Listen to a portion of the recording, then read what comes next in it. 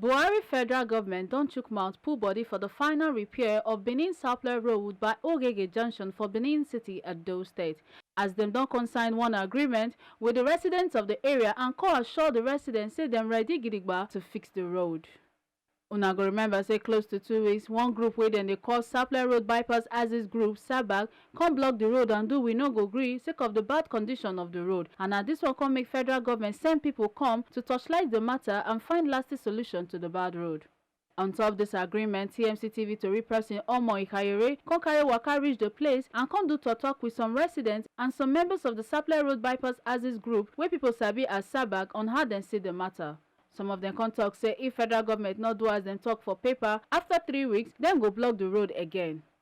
Some days ago, a Minister of Works, DSS, Commission Police will do meeting. They said they will bring letter or they give them the contract. But now will tell them. So without that letter of award or minister work will not come for road. So we do after 12 days, they can show us they won't bring the letter come. So just start work. Yes, now because so you want come for road, make motor dey pass. Yes, they don't start work. They will go then and give them 3 weeks.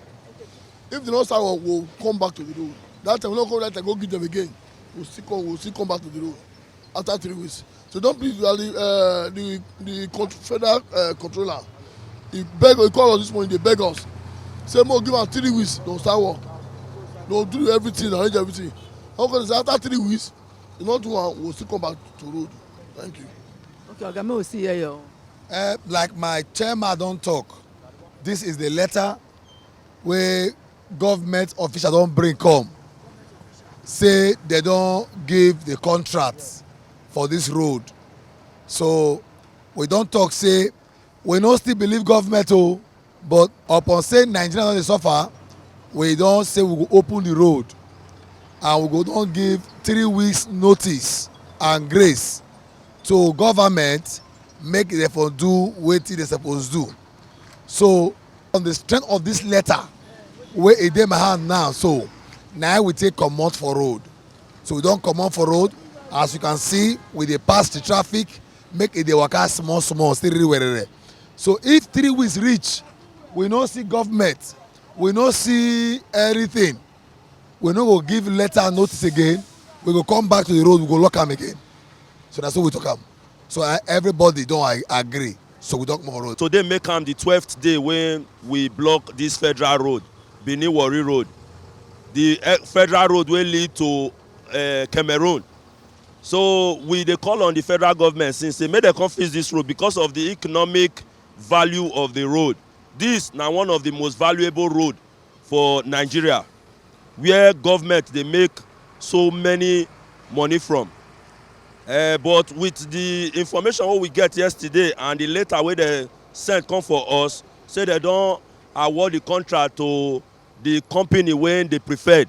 We dey tactically dey comot from the road now to give government and the company the resourceful time make dem take finalize all their paperwork and documents, and that we dey give them 3 weeks. So if after 3 weeks we not see anything tangible, of course we are patriotic to the country and the development of Nigeria na be our utmost priority. We go come back again to the road. That na the resolution wey we take. We dey beg on the federal government again, say make dem do the needful. We wey be resident for this area, our life dey cut short because of the bad road. So abeg make federal government do the needful. Government is continuum. Whether Tinubu dey come in or whosoever wey dey come in, that is inconsequential to us. But the needful must be done. God bless the Federal Republic of Nigeria. God bless Edo State. God bless SABAG Group. Some of the drivers wey talk with TMC TV tori person come talk say dem dey happy sake of say dem don finally open the road because na bush some of them dey drive pass and e dey very dangerous, and say make federal government sharparly do the road as they promise. Thank God today now say they don't open am for us. For the part day where they don't block this road now inside bush we dey follow and don't damage any of our vehicle. But you cannot do otherwise. That we're going to manage it. I was surprised now that they have opened the road. I thank everybody that are responsible for opening the road. And the contractor, they tell us that they give the work to let it start work in time. to make sure say yes, everybody is happy. The road has been neglected for long. It's not good. This is Niger Delta Road, the Oyo City, the road to the Oyo City. I'm ashamed of myself. Say this is the road to the Oyo City. I'm ashamed. So see all those trailers, and many of them have been here for 2 weeks, 3 weeks.